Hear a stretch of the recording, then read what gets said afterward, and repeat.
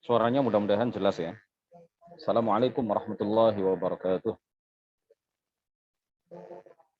Ila asyrafin nabiyyin Muhammadir Rasulillah sallallahu alaihi wasallam wa alihi wa dzurriyyatihi wa azwajihi wa ahli baitihi al-kiram wa ila arwahi ikhwanihi minal anbiya'i wal mursalin والصحابة والتابعين والأولياء الصالحين والعلماء العاملين والملائكة المقربين والمجاهدين في سبيل رب العالمين وإلى المصنفين المخلصين ونخص خصوصا إلى سلطان الأولياء الشيخ عبد القادر الجيلاني وسلطان الأولياء الإمام أحمد الرفاعي الكبير سلسلة رجال الطريقة الرفاعية وسلسلة رجال الطريقة القادرية وسلسلة رجال الطريقة النقشبندية وسلسلة رجال الطريقة العلوية وإلى مشايخنا وأساتذتنا خصوصا إلى شيخ مشايخنا الشيخ عبد الله الهرري والشيخ مزار حلبي والشيخ محمد هاشم الشعري والشيخ عبد الوهاب حسب الله الشيخ بصري شمسور والشيخ عبد العزيز مشهوري الشيخ عبد المهم النور وسائر مشايخنا وأساتذتنا وبنية التوفيق والتيسير وبنية قضاء جميع الحاجات والديون وبنية الشفاء والنصر على الأعداء وقبول الدعاء ونيل كل سل ورؤية الرسول شفاعة الرسول ومرافقة الرسول في الآخرة ولرضاء الله الفاتحة. أعوذ بالله من الشيطان الرجيم بسم الله الرحمن الرحيم الحمد لله رب العالمين الرحمن الرحيم مالك يوم الدين إياك نعبد وإياك نستعين اهدنا الصراط المستقيم صراط الذين أنعمت عليهم غير المغضوب عليهم ولا الضالين آمين. Kita tata niat kita luruskan niat kita. Tidak ada niat lain, tidak ada tujuan lain kecuali ingin belajar ilmu agama dengan tujuan akhir mendapatkan ridha dari Allah Subhanahu wa taala. Tolong saya diingatkan kalau salah ya. Seingat saya kita telah sampai pada soal jawab nomor 54.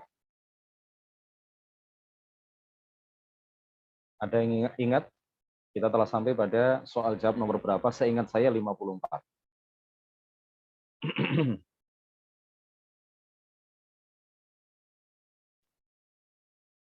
52, seingat saya sudah, 53 sudah, sekarang 54.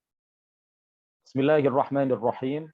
Qala al-muallifu rahimahullahu ta'ala wa nafa'ana bihi wa bi'ulumihi wa amaddana bi amdadihi wa afadha alaina min barakatihi. Amin. Takallam 'anil imani bil kutubis samawiyah. Jelaskan mengenai iman kepada kitab-kitab samawi. Jelaskan mengenai beriman kepada kitab-kitab samawi. Kenapa disebut kitab samawi atau al-kutub as-samawiyah? Karena ia berasal dari Allah Subhanahu wa ta'ala. Bukan berarti ia berasal dari langit yang merupakan tempat tinggal Allah Subhanahu wa ta'ala, bukan. Tetapi kitab-kitab itu seperti kitab Al-Quran karena ia diturunkan dari Al-Lauhul Mahfuz ke suatu tempat di langit yang pertama yang disebut dengan istilah Baitul Izzah. Makanya kemudian kitab Al-Quran dan kitab-kitab yang lain yang Allah turunkan kepada para nabi itu disebut Al-Kutub As-Samawiyah. Kitab-kitab yang berasal dari suatu tempat di langit yang mana langit itu adalah tempat yang dimuliakan oleh Allah Subhanahu wa ta'ala. Yajibul imanu bil kutubis samawiyati. Jadi kalau kitab-kitab samawiyah itu betul ya, kitab-kitab samawi. Tapi kalau din agama itu kita tidak boleh mengatakan al-adyan as-samawiyah. Tolong di chat aja kalau suaranya kurang jelas, nanti saya ganti dengan apa ini? Clip on ya. Saya ganti dengan clip on. Tolong di komentari di kolom chat kalau memang suara saya tidak jelas atau mendengung atau ada kresek-kresek gangguan gitu. Karena kemarin sempat terjadi gangguan. Atau mungkin putus-putus, tolong saya diberitahu di kolom chat. Kalau al-adyan as-samawiyah tidak boleh, ya. Kita mengatakan al-adyan as-samawiyah. Kita tidak boleh mengatakan agama-agama samawi. Kalau kitab-kitab samawi, ya, karena memang kitab-kitab yang Allah turunkan kepada para nabi itu bukan hanya satu, tetapi banyak. Berbeda dengan agama. Agama yang diridhoi oleh Allah Subhanahu wa taala itu hanya satu, yaitu agama Islam. Makanya kita tidak boleh mengatakan al-adyan as-samawiyah, agama-agama samawi. Agama-agama yang diridhoi oleh Allah. Atau kita mengatakan al-adyan as-samawiyah as-tsalatsa. Ya, agama-agama samawi yang tiga. Kita tidak boleh mengatakan seperti itu. Li'anna ad-din as-samawiyyal wahid wal Islam. Karena satu-satunya agama samawi yang diridhoi oleh Allah itu hanyalah Islam. Yajibul imanu bil kutubis samawiyyati al-munzalati ala Rasulillahi. Wajib beriman kepada kitab-kitab samawi yang diturunkan kepada para rasul Allah Subhanahu wa taala. Wa hiya katsiratun. Kitab-kitab yang Allah turunkan kepada para nabi, para rasul itu banyak. Asyharuha, yang paling terkenal adalah Al-Qur'an. Al-Qur'an, wat Tauratu, Taurat yang asli, wal Injilu, Injil yang asli. Wa Zaburu, dan Zabur yang asli. Ada tambahan asli karena sekarang pada masa sekarang tidak ada kitab Taurat yang asli. Tidak ada kitab Injil yang asli. Tidak ada kitab Zabur yang asli. Kitab Taurat terjemahan banyak beredar di toko-toko buku, toko-toko kitab di berbagai belahan dunia, termasuk di Indonesia. Kitab Injil yang sudah tidak asli juga banyak beredar dan banyak dijual di toko-toko kitab, toko-toko buku di Indonesia. Begitu juga Zabur. Ya. Beberapa waktu yang lalu saya mengunjungi salah satu toko buku di Surabaya, saya lihat ada kitab Zabur, terjemahan bahasa Indonesia. Tentu ini adalah kitab Zabur yang sudah tidak asli lagi. Al-Quran diturunkan kepada Nabi Muhammad Sallallahu Alaihi Wasallam, dijamin keasliannya. Wat Tauratu, kitab Taurat diturunkan kepada Nabi Musa alaihi salam, yang saat ini beredar semuanya tidak ada yang asli, sudah diubah, sudah diedit, sudah diselewengkan oleh kelompok-kelompok tertentu. Wal Injilu, Injil diturunkan kepada Nabi Isa alaihi salam. Al-Quran berbahasa Arab, At-Taurat berbahasa Suryani, Al-Injil berbahasa At-Taurat berbahasa Ibrani, Al-Injil berbahasa Suryani, Az-Zabur ada yang mengatakan memakai bahasa Ibrani dan ada yang mengatakan memakai bahasa Suryani. Wa'adatul kutubis samawiyati, Az-Zabur diturunkan kepada Nabi Dawud alaihi salam. Wa'adatul kutubis samawiyati, dan jumlah kitab-kitab samawi mi'atun wa arba'atun, 104 kitab. 104 kitab. Kama naqala dzalika Syekh Syamsuddin Ar-Ramli. Ini salah seorang ulama mazhab Syafi'i yang sangat populer di Indonesia. NU biasanya menjadikan buku-buku beliau sebagai referensi, sebagai rujukan. Kama naqala dzalika Syekh Syamsuddin Ar-Ramli. Bagaimana hal itu dinukil, dikutip oleh Syekh Syamsuddin Ar-Ramli fi kitab Nihayatil Muhtaj fi Syarhil Minhaj. Di dalam kitab karya beliau Nihayatul Muhtaj fi Syarhil Minhaj.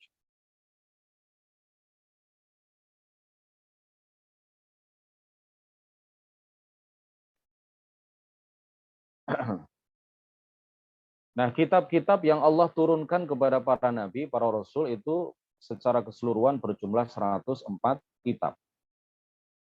104 kitab. Yang terkenal ada 4 itu ya. Al-Quran, At-Taurat, Al-Injil, Az-Zabur. Nah, sebenarnya kitab-kitab samawi yang Allah turunkan kepada para nabi, para rasul itu jumlahnya 104. Dengan rincian 50 diturunkan kepada Nabi Syekh. 50 diturunkan kepada Nabi Syith.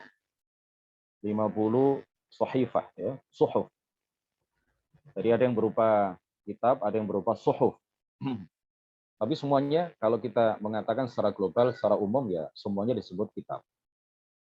50 diturunkan kepada Nabi Syith, 30 diturunkan kepada Nabi Idris, atau kalau di dalam hadis beliau ini disebut Nabi Akhnuh. Kalau ada di dalam hadis keterangan Nabi Akhnuh, Akhnuh itu yang dimaksud adalah Nabi Idris alaihi salam. 30 diturunkan kepada Nabi Idris, kemudian 10 diturunkan kepada Nabi Ibrahim. Sudah berapa? 50, 30, 80 ditambah 10, 90. Kemudian 10 diturunkan kepada Nabi Musa alaihi salam selain Taurat. Kemudian Taurat diturunkan kepada Nabi Musa, Injil diturunkan kepada Nabi Isa, Zabur diturunkan kepada Nabi Dawud, dan Al-Quran diturunkan kepada Nabi Muhammad Sallallahu Alaihi Wasallam. Yang paling penting dalam kajian akidah terkait dengan beriman kepada kitab-kitab Allah ini adalah bahwa kitab-kitab yang Allah turunkan kepada para nabi yang berbahasa Arab atau berbahasa Ibrani atau berbahasa Suryani, itu semuanya adalah ibaratun an kalamillahi dzat. Ibaratun an kalamillahi dzat. Ungkapan yang menunjukkan atau yang mengungkapkan mengenai sifat kalam Allah yang merupakan atau kalam Allah yang merupakan sifat bagi zatnya. Yang bukan berupa suara, bukan berupa bahasa, bukan berupa huruf. Jadi kata Al-Quran itu memiliki dua penyebutan, bisa bermakna ya Al-Quran dan kitab-kitab yang lain ya. Kita ambil contoh Al-Quran memiliki dua penyebutan, memiliki dua pengertian. Bisa disebutkan untuk makna sifat kalam Allah yang bukan berupa suara, bahasa, dan huruf, dan juga bisa disebutkan untuk arti lafadz yang Allah turunkan kepada Nabi Muhammad, kalau itu Al-Quran, yang berupa bahasa Arab, yang berupa suara, yang berupa rangkaian huruf. Begitu juga kalau kita menyebut kata kalamullah, maka kata kalamullah ini memiliki dua makna. Bisa berarti sifat kalam Allah yang bukan berupa suara, bahasa, dan huruf, dan bisa berarti lafadz yang Allah turunkan kepada Nabi Muhammad dan nabi-nabi yang lain yang berupa bahasa, yang berupa suara, kalau dibaca dia berupa suara, dan dia berupa apa? Rangkaian huruf. Berupa rangkaian huruf. Nah, Al-Quran dalam arti yang pertama itu disebut kalamullah. Jelas itu ya. Al-Quran dalam arti yang kedua itu juga disebut kalam Allah. Dengan pengertian apa? Disebut kalam Allah karena ia bukan karangan Jibril, karena ia bukan karangan Muhammad Sallallahu Alaihi Wasallam. Dua-duanya disebut kalam Allah, baik dalam penyebutan yang pertama maupun dalam penyebutan yang kedua. Baik pengertian yang pertama maupun pengertian yang kedua. Takallam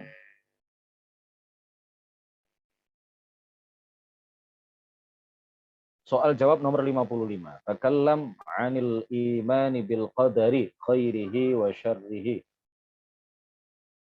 Takallam 'anil imani bil qadari khairihi wa syarrihi. Jelaskan mengenai iman kepada qadar yang baik maupun yang buruk. Yajibul imanu, wajib beriman bil qadari kepada qadar khairihi wa syarrihi, yang makturnya itu baik dan buruk. Yang makturnya itu diantaranya ada yang baik dan ada yang buruk. Jadi kata al-qadar itu memiliki dua makna. Bisa berarti sifatut taqdir, bisa berarti al-maqdur. Kata al-qadar memiliki dua makna. Bisa berarti sifatut taqdir, yaitu sifat maha menakdirkannya Allah, ya, atau takdir yang merupakan sifat bagi Allah, ya. Itu makna yang pertama.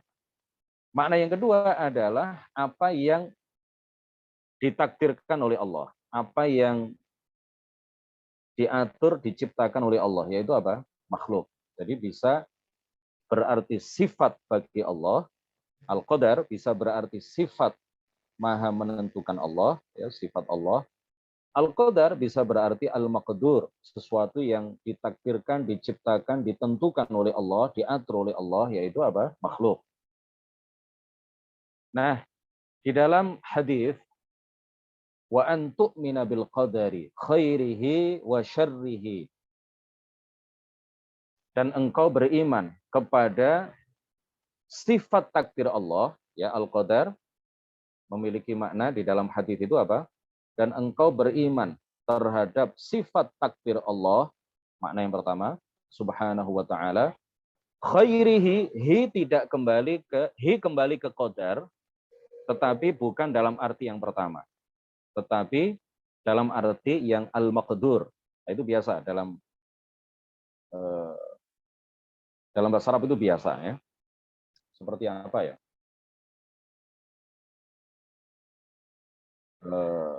Al-an la yahduruni. Nanti insya Allah kalau saya ingat. Ada dalam Al-Quran itu misalkan,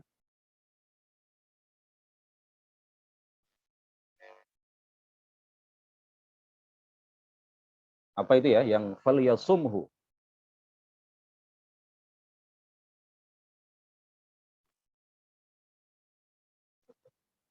Nah, nanti kalau ingat insya Allah. Atau ada yang mengingatkan saya di kolom chat, ya, karena Al-Quran itu nggak boleh salah.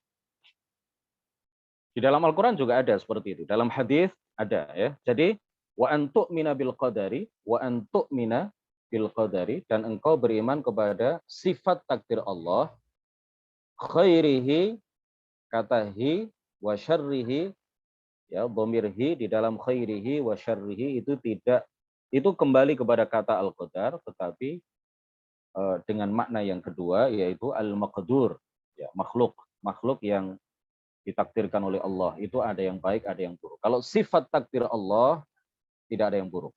Semuanya baik.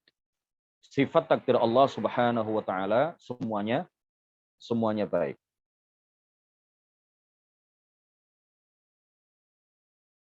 Baik. Ay anna kullama dakhala fil wujudi. Yakni bahwa segala sesuatu yang masuk dalam keberadaan. Min khairin wa syarrin. Baik itu baik maupun buruk, ya. Segala yang masuk dalam keberadaan yaitu makhluk, yang baik maupun yang buruk, yang manis maupun yang pahit, fahuwa bitakdirillahil azali, maka semuanya itu dengan takdir, terjadi dengan takdir Allah yang tidak bermula. Wal khairu min a'malil ibadi, maka kebaikan yang termasuk perbuatan-perbuatan hamba itu bitakdirillah, terjadi dengan pengaturan Allah. Wa mahabbatihi, dan cinta Allah, kecintaan Allah, wa ridahu, dan ridha Allah. Wasyarru, dan keburukan min a'malil ibadi, dari perbuatan-perbuatan hamba, bitakdirillah, terjadi dengan pengaturan Allah, takdir Allah, ketentuan Allah, la bimahabbatihi, tidak dengan kecintaan Allah, waridahu, dan tidak dengan keridhaan Allah subhanahu wa ta'ala. Jadi wajib diyakini, ya, beriman kepada qadar yang baik maupun yang buruk, itu artinya apa? Wajib diyakini bahwa segala yang masuk dalam keberadaan, yaitu makhluk, masuk dalam keberadaan, artinya awalnya tiada, kemudian masuk dalam keberadaan karena diciptakan oleh Allah, dari tiada menjadi ada. Segala sesuatu yang masuk dalam keberadaan, yang baik maupun yang buruk, itu wajib kita yakini semuanya itu terjadi dengan takdir Allah subhanahu wa ta'ala. Tidak boleh diyakini, bahkan kafir orang yang meyakini satu saja di antara apa yang terjadi pada atau di kalangan makhluk ini yang bukan takdir Allah subhanahu wa ta'ala. Yang baik, di antara al-maqdurat, ya, di antara al-maqdurat yang baik, di antara perbuatan-perbuatan hamba yang baik, itu terjadi dengan takdir Allah. Ditakdirkan oleh Allah, ditentukan oleh Allah, diciptakan oleh Allah, dikehendaki oleh Allah, dicintai oleh Allah, diridhai oleh Allah, diperintahkan oleh Allah subhanahu wa ta'ala. Sedangkan keburukan dari perbuatan-perbuatan hamba itu ditakdirkan oleh Allah, ditentukan oleh Allah, diciptakan oleh Allah, dikehendaki oleh Allah, tidak diperintahkan oleh Allah, tidak dicintai oleh Allah, tidak diridhai oleh Allah Subhanahu wa taala. Inilah yang sesuai dengan apa yang digariskan oleh Al-Qur'an, dan ini juga sudah sesuai dengan apa yang diajarkan oleh baginda Rasulullah dan para sahabatnya dari masa ke masa. Jadi semua itu adalah takdir Allah Subhanahu wa taala, yang baik maupun yang buruk, sebagaimana dijelaskan di dalam hadis yang diriwayatkan oleh Imam Muslim. Qala Rasulullah sallallahu alaihi wasallam, al-imanu an tu'mina billahi. Iman itu adalah engkau beriman billahi, kepada Allah, wa malaikatihi, pada malaikat-malaikat Allah, wa kutubihi, kitab-kitab Allah, wa rasulihi, rasul-rasul Allah, wal yaumil akhir, engkau beriman kepada hari akhir, wa tu'mina bil qadri, engkau beriman kepada qadar, sifat takdir Allah, khairihi, yang di antara makdurnya itu ada yang baik, wa syarrihi, dan ada yang buruk. Rawahu Muslim. Hadis riwayat Imam Muslim. Makanya Sayyidina Umar Ibnul Khattab radhiyallahu anhu ketika beliau berangkat dari Madinah menuju Syam, di tengah perjalanan ada orang yang memberitahukan kepada beliau bahwa di Syam saat itu terjadi wabah yang begitu ganas, banyak menewaskan orang-orang ketika itu, banyak menjadikan orang-orang ketika itu mati, dalam hitungan terkena pagi, sore sudah mati. Terkena sore, pagi sudah mati. Ya, wabah ta'un. Sayyidina Umar kemudian mengatakan, kita kembali ke Madinah. Lalu ada salah seorang sahabat, Abu Ubaidah bin Jarrah, yang mengatakan, Afiraron min qadarillahi ya amiral mu'minin. Afiraron min qadarillahi ya amiral mu'minin. Apakah kita akan lari dari takdir Allah, wahai amiral mu'minin? Kenapa kita tidak langsung pergi ke Syam, karena ini adalah takdir Allah Subhanahu wa taala yang harus kita hadapi? Sayyidina Umar kemudian mengatakan, "Na'am, nafirru min qadarillahi ila qadarillah." Ya, kita lari dari satu takdir menuju takdir yang lain. Artinya apa? Sayyidina Umar meyakini bahwa segala sesuatu itu terjadi dengan takdir Allah. Seandainya beliau melanjutkan perjalanan menuju ke Syam, masuk ke Syam, lalu kena ta'un, lalu mati, itu adalah takdir Allah. Pilihan yang kedua, ketika beliau kembali ke Madinah, lalu beliau selamat tidak terkena wabah ta'un, maka itu juga adalah takdir Allah Subhanahu wa taala. Beliau mengungkapkan dengan ungkapan yang sangat baik sekali. Kata beliau apa? Nafirru min qadarillahi ila qadarillah. Kita lari dari satu takdir menuju takdir yang lain. Meskipun segala sesuatu ini ditakdirkan oleh Allah Subhanahu wa taala, kata Sayyidina Umar, tetapi kita ini punya kehendak. Kita punya kehendak, kita punya ikhtiar, kita memiliki daya pilih. Di dalam diri kita ada daya pilih. Kalau apa yang kita kehendaki sesuai dengan apa yang dikehendaki oleh Allah, maka terlaksanalah kehendak kita. Tapi kalau apa yang kita ikhtiarkan, apa yang kita pilih, apa yang kita upayakan, apa yang kita inginkan tidak sesuai dengan apa yang dikehendaki oleh Allah, maka apa yang kita inginkan tidak akan terlaksana. Orang apabila dia memilih untuk bekerja, lalu dia menjadi kaya, maka itu adalah takdir Allah Subhanahu wa taala. Orang ketika memilih ongkang-ongkang kaki di rumah, tidak mau bekerja, lalu dia miskin, maka semua itu juga adalah takdir Allah Subhanahu wa taala. Seseorang yang memilih bekerja, lalu dengan melalui bekerja itu dia tidak menjadi kaya, maka itu juga adalah takdir Allah Subhanahu wa taala. Dia ingin kaya lalu dia memilih untuk bekerja, tetapi dia tidak jadi kaya, itu karena keinginannya tidak sesuai dengan apa yang ditakdirkan dan dikehendaki oleh Allah Subhanahu wa taala. Jadi kalau ya guyonannya kan begini, tapi guyonan yang bisa kita ambil ibrah di dalamnya, bisa kita ambil pelajaran dari seorang murid, seorang murid baru saja dia belajar mengenai masalah iman kepada takdir. Lalu dia datang melebihi waktu yang telah ditetapkan oleh pihak madrasah atau pihak sekolah. Pihak sekolah menggariskan, membuat peraturan bahwa semua siswa harus datang tepat pada jam 7. Siswa ini karena sudah belajar takdir, dia ingin berdalih dengan takdir. Dia kemudian datang pada jam setengah 8. Dia datang pada jam 7.30. Ketika dia ditanya oleh gurunya, kenapa engkau telat? Saya telat ini Pak Guru karena telah ditakdirkan oleh Allah Subhanahu wa Ta'ala. Kemudian gurunya karena sudah mendalam juga ilmunya tentang takdir Allah Subhanahu wa Ta'ala, tentang keimanan kepada takdir, tidak kalah cerdas, gurunya kemudian mengatakan, ya, kamu datang telat itu karena takdir Allah Subhanahu wa Ta'ala, sekarang kamu akan saya hukum. Dan apa yang saya lakukan terhadap kamu, menghukum kamu ini juga adalah takdir Allah Subhanahu wa Ta'ala. Jadi murid tidak berkutik.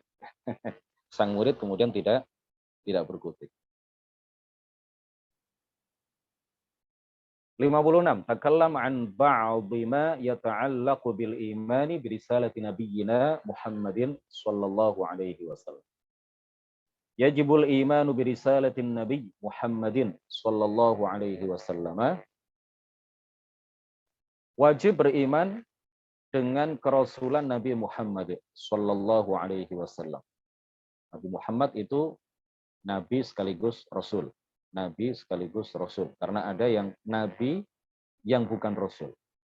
Nabi yang bukan rasul bisa disingkat nabi. Ya. Nabi yang sekaligus rasul bisa disingkat rasul. Karena rasul itu pasti nabi. Karena rasul, kalau seorang nabi itu dia adalah rasul, maka dia pasti nabi. Makanya kita singkat saja penyebutannya dengan menyebutnya sebagai rasul. Ya. Kalau rasul dia pasti otomatis nabi. Tapi kalau nabi belum tentu rasul. Makanya nabi yang bukan rasul itu kita sebut nabi. Wajib beriman terhadap kerasulan Nabi Muhammad sallallahu alaihi wasallam wa bi annahu khatamun nabiyyin, dan bahwa beliau adalah pungkasan para nabi, akhir dari para nabi. Qala ta'ala wa khataman nabiyyin ma kana Muhammadun aba ahadin mir rijal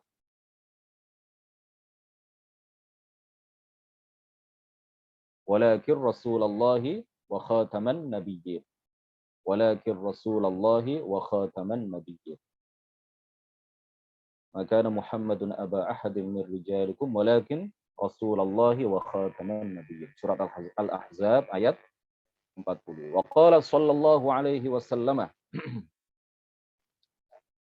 wa khutima biyan nabiyyun, dan telah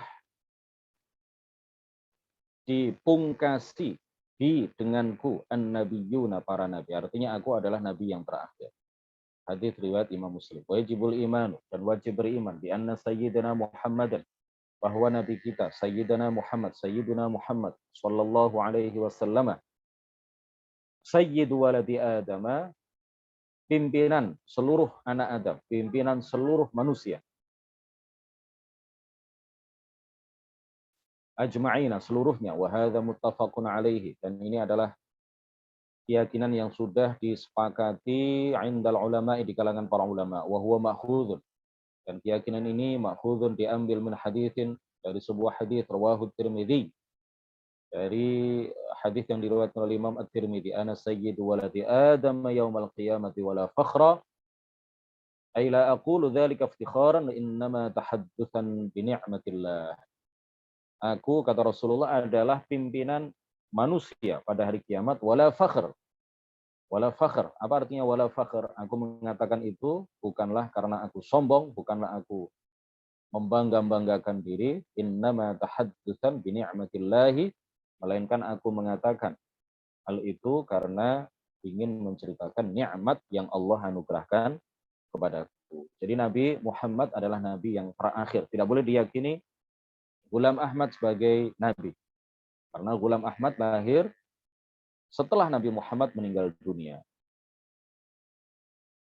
Nabi Khadir boleh diyakini sebagai Nabi. Ya, menurut sebagian ulama beliau adalah Nabi.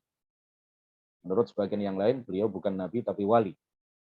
Tapi para masyayikh kita memilih pendapat yang menyatakan bahwa beliau adalah Nabi. Boleh kita yakini beliau Nabi, meskipun beliau sampai saat ini masih hidup, karena beliau diangkat menjadi Nabi jauh sebelum Nabi Muhammad lahir. Setelah Nabi Muhammad meninggal, Nabi Khadir tetap hidup sampai sekarang, dan hidupnya di samudera, di lautan. ketika Nabi Muhammad Shallallahu Alaihi Wasallam diisrakan dari Makkah menuju ke Baitul Maqdis, dari Makkah menuju ke Baitul Maqdis di Palestina. Beliau kemudian disambut oleh seluruh nabi dan seluruh rasul, termasuk Nabi Khadir dan Nabi Isa. Artinya Allah Subhanahu wa taala menjadikan para nabi yang telah dikubur itu bangkit dari kuburannya masing-masing, menyambut kedatangan baginda Rasulullah di Baitul Maqdis di Palestina. Nabi Khadir diperintahkan oleh Allah untuk keluar dari dalam air. Beliau hidupnya di air. Pada saat itu beliau diperintahkan oleh Allah untuk keluar dari dalam air menuju ke Baitul Maqdis untuk menyambut kedatangan baginda Rasulullah. Nabi Isa alaihi salam diperintahkan oleh Allah untuk turun dari langit yang kedua. Kemudian beliau diperintahkan untuk menuju Baitul Maqdis, Al-Masjidil Aqsa di Palestina untuk menyambut kedatangan Rasulullah. Lalu Rasulullah sholat menjadi imam bagi seluruh nabi, seluruh rasul yang berjumlah 124.000. Semuanya berkumpul di sana, menyambut kehadiran beliau, dan kemudian sholat berjamaah dengan Rasulullah, dan Rasulullah posisinya sebagai imam. Ini menunjukkan bahwa beliau adalah nabi yang paling utama, beliau adalah nabi yang paling tinggi derajatnya. Dan beliau adalah pimpinan seluruh nabi, bahkan beliau adalah pimpinan seluruh manusia. Kata beliau, ana sayyidu waladi adama yaumal qiyamati wala fakhr. Jadi beliau, Rasulullah adalah utusan Allah, dan beliau adalah utusan Allah yang paling akhir. Siapapun yang mendakwa, mengeklaim, mengaku-ngaku, mendaku-daku bahwa dirinya adalah seorang nabi, seorang rasul yang Allah turunkan kepadanya wahyu sepeninggal baginda Rasulullah Shallallahu Alaihi Wasallam, maka bisa dipastikan ia adalah seorang pendusta, pembohong, kafir. Ya, orang yang mengaku-ngaku dirinya sebagai nabi, seperti Mirza Ahmad, Ghulam Ahmad. Ya, jangan disebut Mirza, karena Mirza itu artinya Sayyid. Ya. Mereka orang-orang Ahmadiyah, pengikut Ghulam Ahmad itu menyebutnya sebagai apa? Mirza Ghulam Ahmad. Kita sebut saja Ghulam Ahmad karena dia kafir, mengaku-ngaku dan diaku oleh para pengikutnya sebagai nabi sepeninggal Rasulullah Shallallahu Alaihi Wasallam, nabi kita, Nabi Agung Muhammad Shallallahu Alaihi Wasallam. Jadi orang yang mengaku-ngaku dirinya sebagai nabi sepeninggal baginda Rasulullah, maka dia kafir. Orang yang membenarkan kenabiannya dan kerasulannya, maka dia juga kafir. Jadi wajib diyakini, tidak boleh ada keraguan sedikit pun. Muhammad adalah nabi dan rasul yang terakhir. Tidak boleh diyakini ada nabi dan rasul yang diutus oleh Allah setelah Rasulullah meninggal, setelah baginda Rasulullah yang merupakan pungkasan para nabi meninggal dunia. Sampai di sini daras kita pada pagi hari ini, mudah-mudahan menjadi keterangan yang membawa barokah bagi kita semuanya, mudah-mudahan menjadi ilmu yang bermanfaat. Bila ada pertanyaan silahkan, kalau tidak ada pertanyaan kita akhiri. Barakallahu fikum. Subhanakallahumma wa bihamdik, asyhadu an la ilaha illa anta, astaghfiruka wa atubu ilaik. La ilaha illallah, Allahumma shalli ala sayyidina Muhammad wa ala alihi wa sahbihi wa sallim. Rabbighfirli wa liwalidayya wa lil mu'minina wal mu'minat. Wassalamualaikum warahmatullahi wabarakatuh.